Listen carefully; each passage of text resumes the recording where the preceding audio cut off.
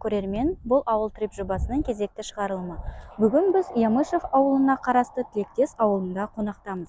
Жалпы ауыл тынысымен таныс болу үшін біздің влогымызды тамашалаңыздар. Өмірдің ағымен қарасында бірге бар бірде жоқ, сабылып қалың адам жүреді тынымсыз бәсеке арасында. Тілектес ауылының көптен күткен қуанышы, ауылда үлкен мектеп ашылып жатыр. Бұл дегеніміз біздің ауыл тұрғындарының балалардың болашағына басқан үлкен қадам деп саналады. Ал енді сонда бірге барайық.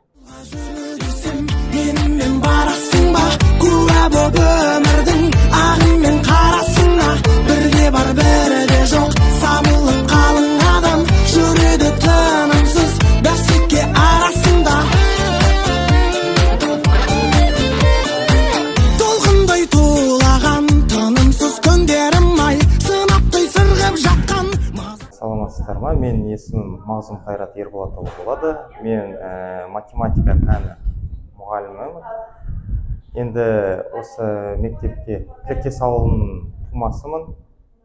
Осында жұмыс істеп жатқаныма 3-ші жыл аяқ басты. Сол енді бұрынғы мектебімізден қарағанда бұл мектеп әлде қайда күшті жасалған, көңілімізге ұнап жатыр. Балаларға да жаңа технологиялар, компьютерлар беріп жатыр.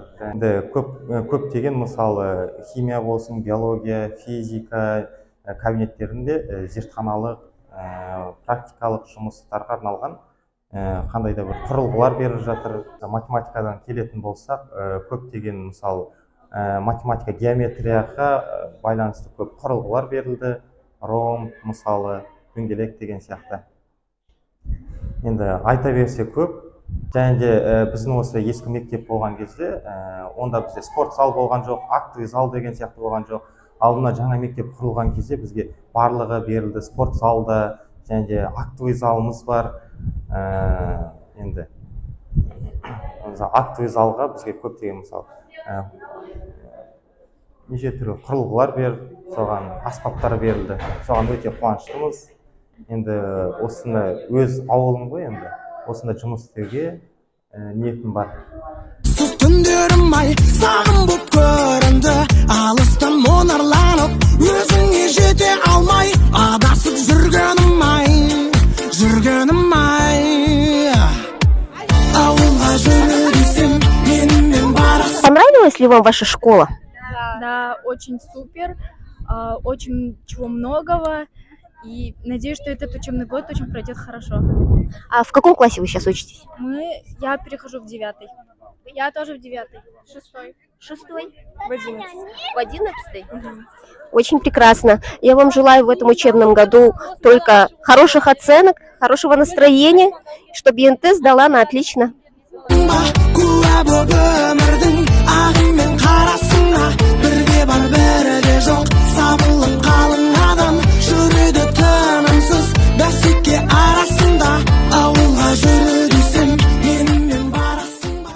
Осы ауылда ескі мектеп болған, спорт залсыз, условия болмаған, инфраструктурасы болмаған.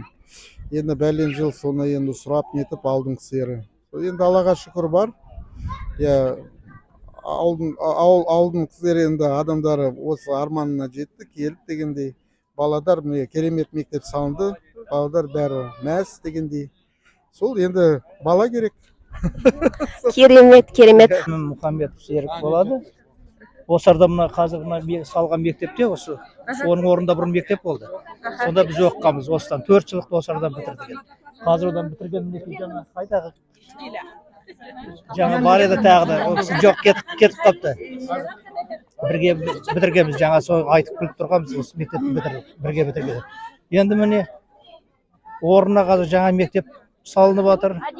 Құтты болсын деп отырмыз, соған қызықтауға келдік. Өзім Астанадан келдім мен.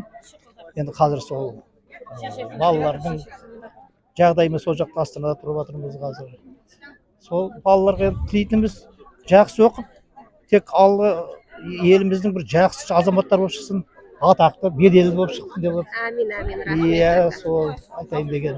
еліміз көркейе берсін, Әмин. жұртымыз аман болсын, еліміз тыныш болсын.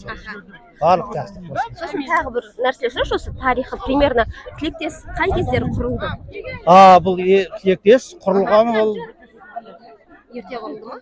ертеден құрылды. Менің әке-шешем осында тұрды. Осы тілектес ауылда тұрды, иә. Ол кісілер, например, әкем 1900 жылы туылған. Иә. Сол кісілер осы жақта тұрғылықты біздеді. Осы жақтан болғаннан, иә, осы жақта тілектестен. Сонда ол кісілер бір 20, бағана Тито айтып өтті, неше жыл болды екен ашылғаны? 26 жылы ма, жоқ, одан ерте басылды. Ертерек ашылған, е? Ертерек ашылған, иә. Ал ендеше мектептеріңіз құтты болсын. Әмин. Өте қуаныштымыз, керемет, заманауи, заман талабына сай. Онда оқыған балалардың арманы жоқ шығар. Әумин. Өзіңіз де осында оқығыңыз келіп кетті.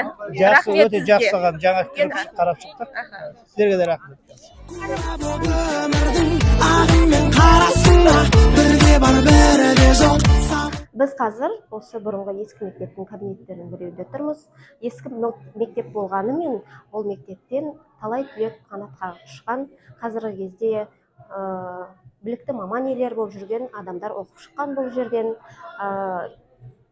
Акт залы болмаса да, спорт залы болмаса да, бұл мектеп талай-талай мықты адамдарды оқытып шығарды. Қалың адам жүреді тынымсыз бәсеке арасында.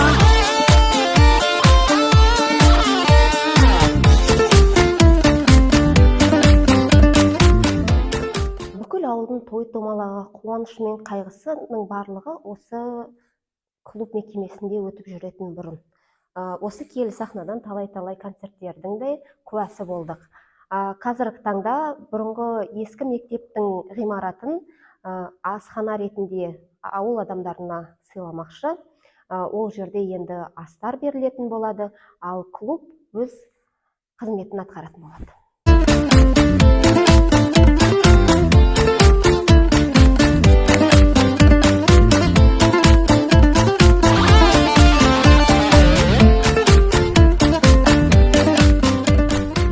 Қазір бұрынғы мини-центрдің ғимаратының қасында тұрмыз.